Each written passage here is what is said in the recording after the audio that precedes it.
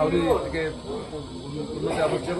ଏହି ପରିପ୍ରେକ୍ଷୀରେ ଆମେ ଚାହୁଁଥିଲୁ ବିଭିନ୍ନ ପ୍ରାଇଭେଟ ଅନୁଷ୍ଠାନକୁ ଅନୁରୋଧ କରୁଥିଲୁ ଯେ ଗ୍ରାମାଞ୍ଚଳରେ କେମିତି ଆମର ସ୍ପେଶାଲିଷ୍ଟ ଟ୍ରିଟମେଣ୍ଟ ପହଞ୍ଚିବ। ତେଣୁ ଆଜି ଆମେ ଧନ୍ୟବାଦ ଦେବୁ କିସ୍ ଆଉ କିଟ୍ ଆଉ କିମ୍ସର ଫାଉଣ୍ଡର ଡକ୍ଟର ଅଜିତ ସାମନ୍ତଙ୍କୁ ଆମେ ଅନୁରୋଧ କରିଥିଲୁ ତାଙ୍କ ଟିମ୍ କି ସେ ନିଜେ ଆସି ତାଙ୍କ ପ୍ରତ୍ୟେକ ତତ୍ତ୍ୱାବଧାନରେ ଆଜି ପ୍ରାୟ ପାଖାପାଖି 5,000 ରୋଗୀଙ୍କ ବିଭିନ୍ନ ପରୀକ୍ଷା କରାଯାଉଛି ଏବଂ ମାଗଣା ଔଷଧ ଦିଆଯାଉଛି। ଏବଂ ଆଜି ଏଇ ଯେଉଁ ଯଦି ଏଥର ଆମର ସଫଳ ହେଲା ଆମେ ନିଶ୍ଚିତ ଭାବରେ ଆଗାମୀ ଦିନରେ ଏହି ବାସାଇ ବ୍ଲକର ବିଭିନ୍ନ ଜାଗାରେ ଆମେ ହେଲ୍ଥ କ୍ୟାମ୍ପ କରିବୁ।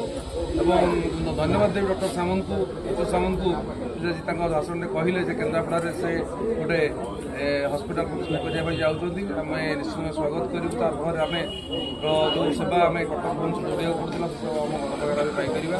ଏବଂ ନିଶ୍ଚିତ ଭାବରେ ଭଗବାନ କରନ୍ତୁ ଏ କାର୍ଯ୍ୟଟା ସଫଳ ହେଉ।